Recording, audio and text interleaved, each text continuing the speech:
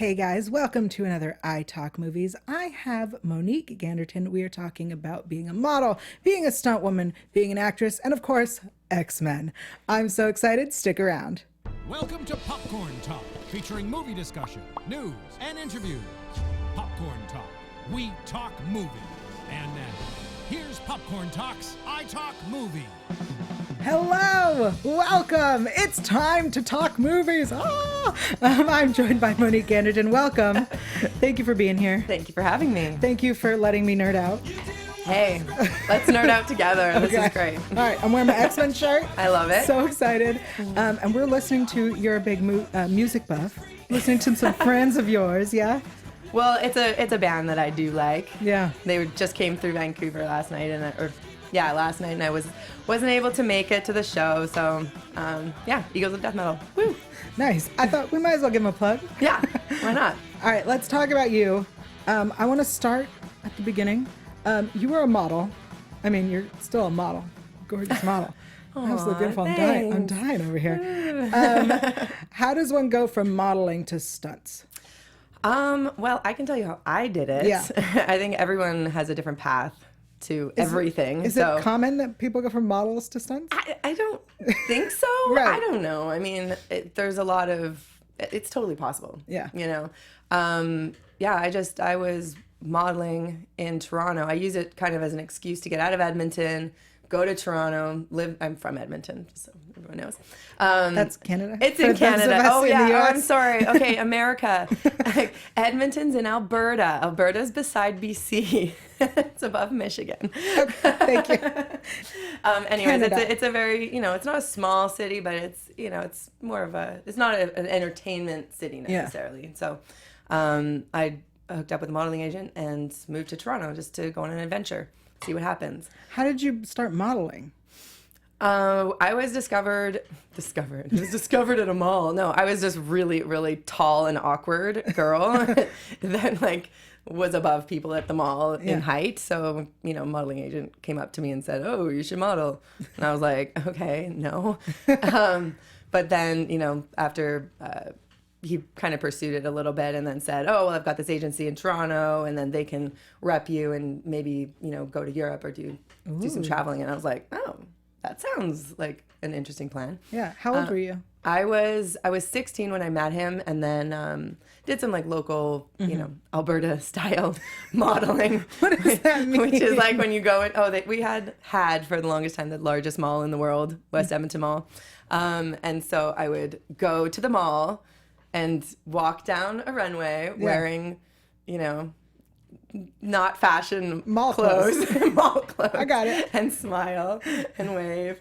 And so that's where I got my modeling experience. Okay. And then, when I moved to Toronto, I had got with a different modeling agency there. And the thing was, and this is, a lot of people say this, I wasn't small enough and blah, blah, blah. And people will look at me and they're like, "You're skinny. What are you talking about?" And I'm like, "I'm telling you, these agencies come from Europe and they measure you with a, measuring tape." And I grew up really athletic. So I have, had more of an athletic body type, still lean, but it would be almost impossible for me to be as small as they would want it at that time. I think things have changed maybe a bit now, but so at that time, so I was like, well, geez, okay, so I guess I'm not going to go model in Europe, but I modeled with some really cool designers in Toronto and ended up our agency would get called for models to work on set, to do a runway show and a TV show, or be just do background work, but as a model on shows. So that's where I got to see filmmaking for the first time, and I got to see the actors process, and I got to see stunts and just directors, and it was fascinating to me. And so I started taking acting classes, and this is all stretched over years. It wasn't like I landed and then booked something. So you landed and booked something. I landed and booked something. No, that did not happen. It was a very hard process for sure. But to make the story shorter, I ended up eventually booking an acting job that required some action. It was on a TV show called Mutant X. Yeah. And mutants. Yeah, Yeah, no, so see, it's all I like, was very all there. familiar with that job. Okay, so I booked a acting job on that and was able to, I needed to do a stunt, so they brought a stunt double who's quite a bit shorter than me, and then they were put me through the paces and put me on the wire and just to see if how much I would be able to do. Yeah. And I ended up being able to do quite a bit of it.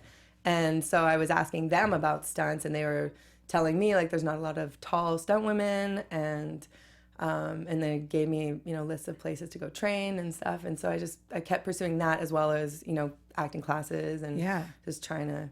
I just wanted to work in film. I really it struck a chord with me for sure. You didn't care what you did, you just wanted to be there. Well, I was also dead broke. So I was kind of anything, I'll do anything at this point. Obviously the goal would be to do something really meaningful and, but you have to, it's like every actor, most actors and most dumb people have that period of struggle. Yeah. And I always said it's kind of like going to university. You can't expect not to have to work at it for like 4 to 8 years, right. until you become a doctor, you become someone, skilled and successful. And same thing with film. It's, you have to, you got to work at it. Yeah. And it might take 4 years for you to start working, Right. That's a great analogy. Yeah.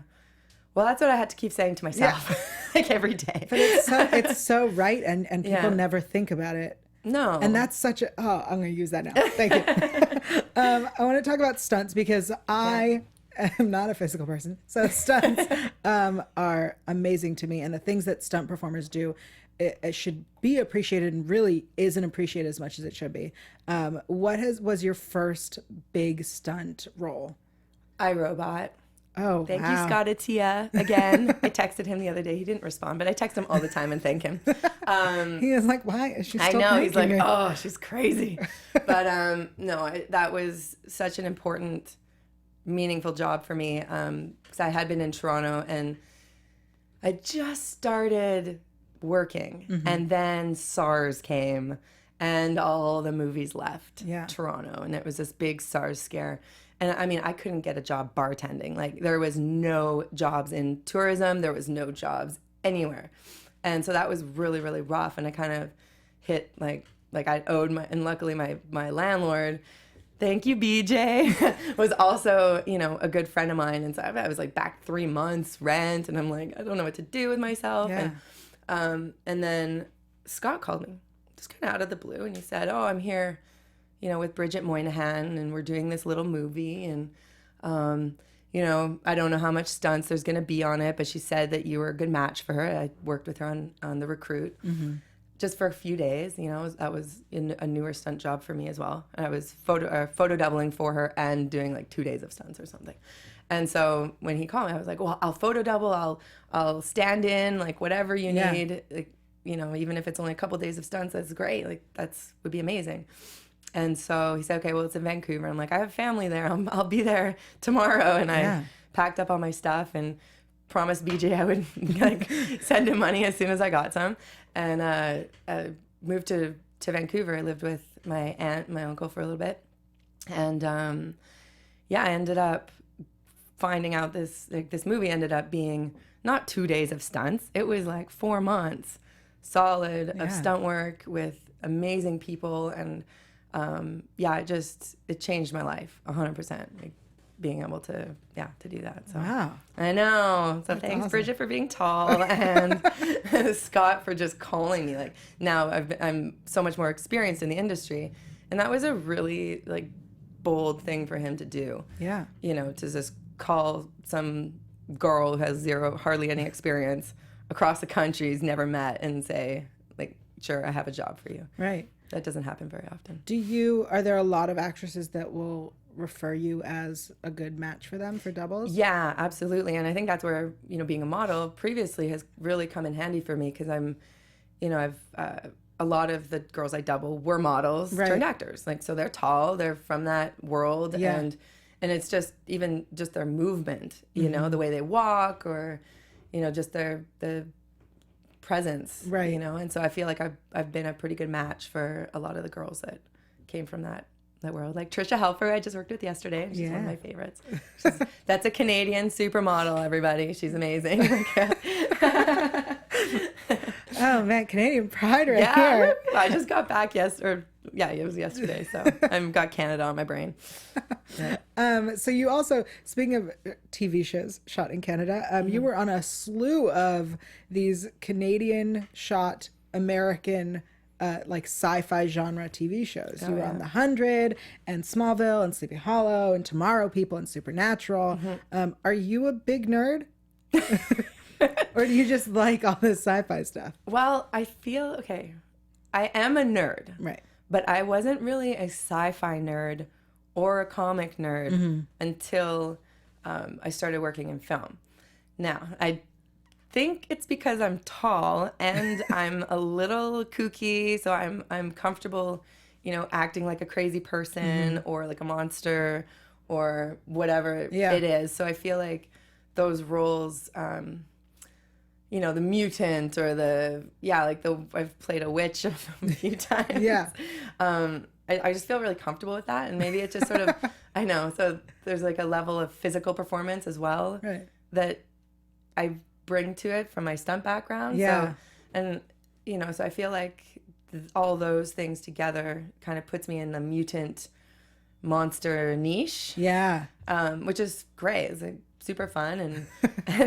And so having worked on those shows, I definitely have an appreciation for that. Like, I love, the science sci-fi shows, started making me think about science in a different way. Right.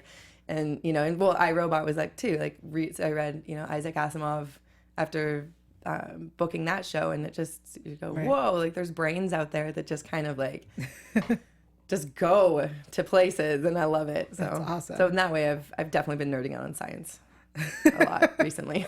Before we talk about X-Men, because I've been holding that in, I want to ask you, so I know that stunt performing it's different than acting and obviously different than modeling. Is there some advice that you would give to someone who wanted to go into stunting?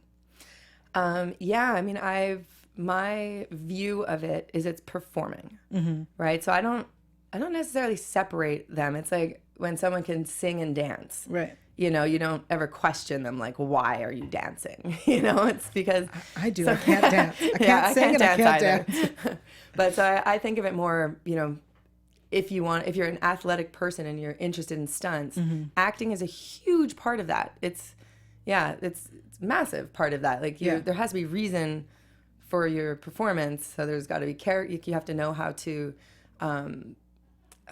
develop character and like read your know what your actor's speaking about when your actor's like, well, my character would walk like this, and it's like, okay, well, why? Like this is, you have those conversations with them and you try to find out the best way to portray the character seamlessly through their performance. And then when you take over as stunts, there's nothing more jarring than when you see like this great acting performance and then like a stunt person just comes and like falls and just lays there, and you're like, no, you keep acting. Yeah. So physical acting is a huge thing. It should be seamless, and you should have an understanding of the character as a stunt person for sure. Okay. Well, let's talk about X-Men. Okay. So you're in the new X-Men movie. I'm so excited. Me too. Me too. I love X-Men. You're playing Death, who is one of the Horsemen of the Apocalypse. Are we? Oh, that's the. Sorry, if you don't know what that song is, you're ridiculous. It is the X-Men animated series from 1992. So good. So you play Death, one of the Horsemen of the Apocalypse. Apocalypse. What can you tell us? Because your character has not been seen yet in any of the trailers. For those who are not familiar with X-Men, don't know much. No. What can you say? Nothing. Great. Yeah. Awesome. I can tell you about my experience on set. Tell us about your experience on set. It was awesome.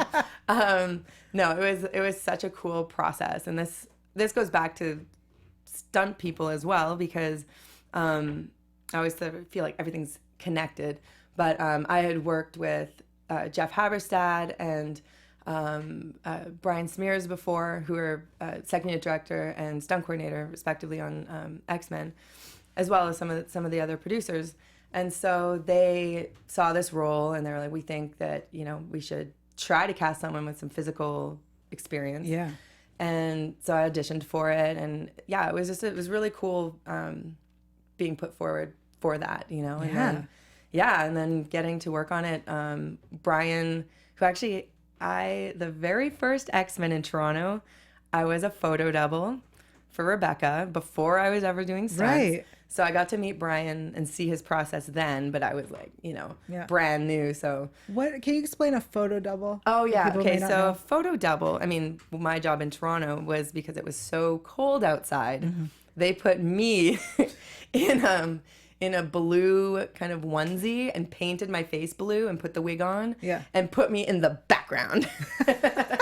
So there's the shots outside with Toad and.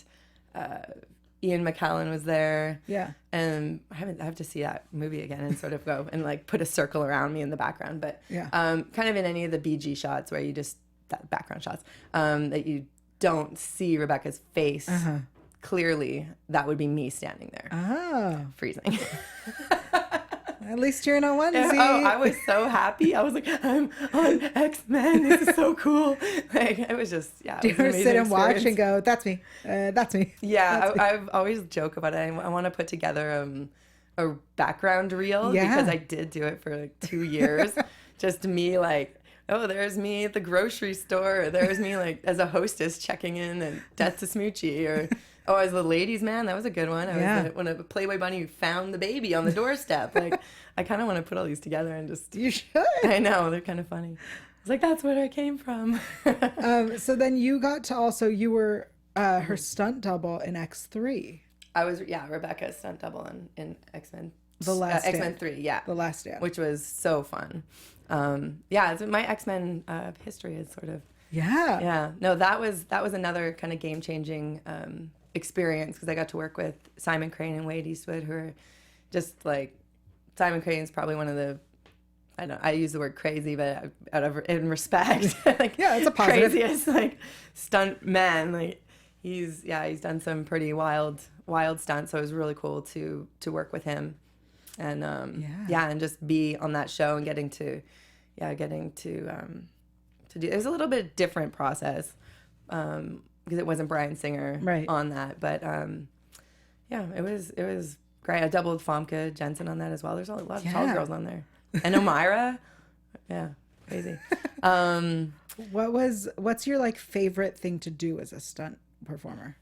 My favorite thing? Yeah, I probably like fighting. I think I like fighting and wire stuff is fun. I mean, not fun. Sorry, it can be fun, right? But it's always uncomfortable, you know. Like when people are like, "Oh my god, that must be so fun." You're like, what kind of fun? Yeah, it is fun because we're making movies, and you know that's such a cool, you know, outlet for me because I am athletic, and you know every day is a new, totally different experience. So I like that. But yeah, it's very uncomfortable to be hanging in a wire. Like I wouldn't really say, or being yanked and smashed into a wall. You're like, it's fun. I don't know.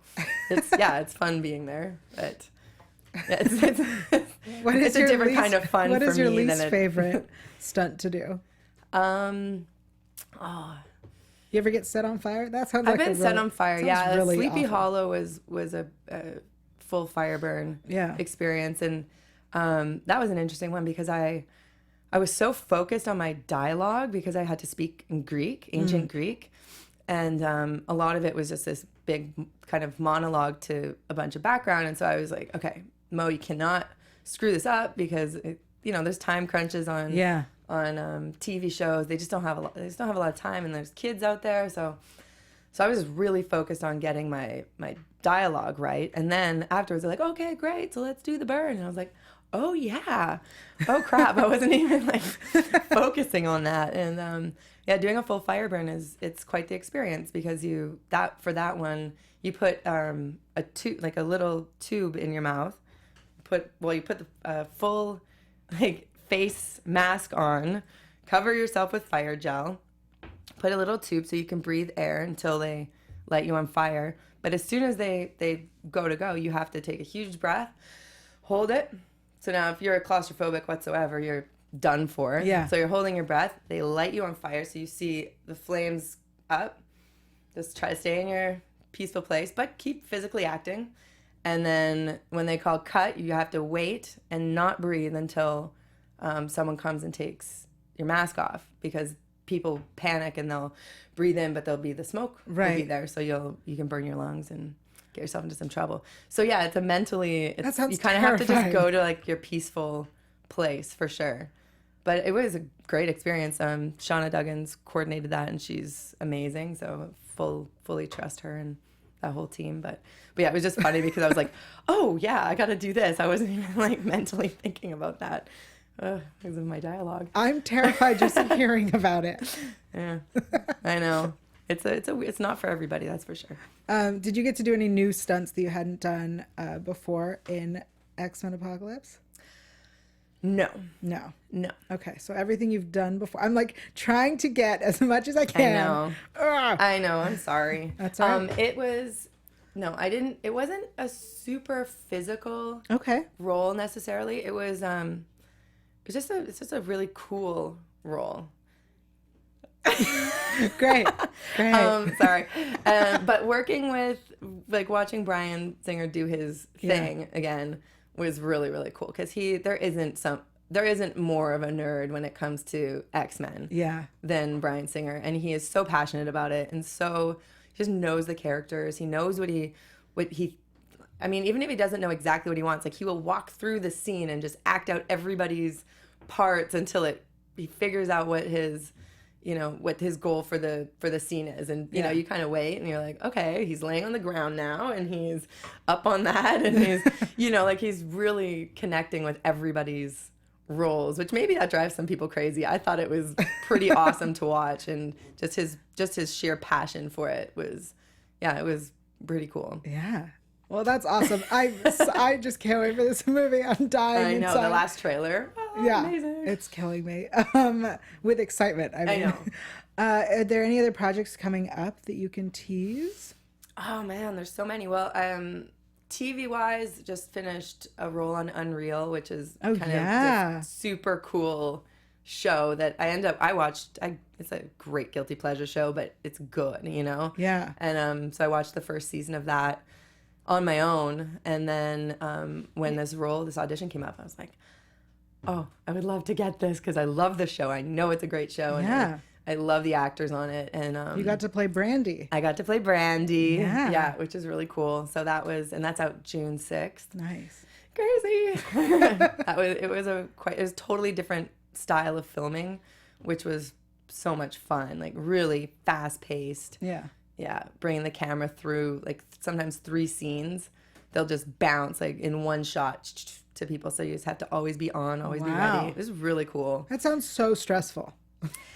Yeah, but it's like a challenge. So I like that, As long as you're confident with your character and what you're doing, I like the element of sort of it really keeps you in the moment, So you don't know what's going to happen, and you just really have to be present and just enjoy it. Yeah. And play. It was really fun. It seems like you like to challenge yourself to different things, because every story has been, I saw this and I thought, well, that seems really difficult. I want to try that. What's the next challenge you're looking to do?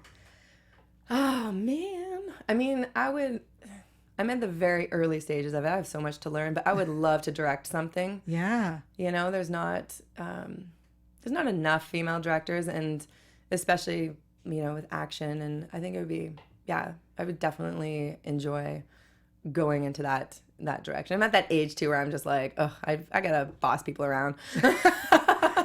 Wait, that only starts at an age? Create. I boss people around all the time. Well, it's like in film, there's such a hierarchy, and you're just like underneath of people for so long, and then you're like, nah, I want to be in charge of this. Yeah.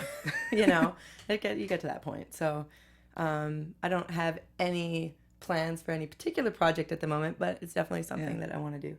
Awesome. Well, thank you so much for joining me, and thank you for telling me everything about XMen Apocalypse. I feel like the whole movie's been spoiled. We're so excited. Why don't you tell people where they can find you on Twitter and Instagram and Snapchat? Oh yeah, Snapchat. I'm so new to that. At Mo Ganderton. All right. And of course, you can find me online at yael.tv. That's YAEL.tv. I'm also on Twitter, Instagram, Snapchat, everywhere at Yael Tygiel. That's YAELTYGIEL. And I have a podcast. It's called Intimate Interrogations. It's free. It's on iTunes. It's sometimes as dirty as it sounds. Thank you for joining us. We'll see you next time.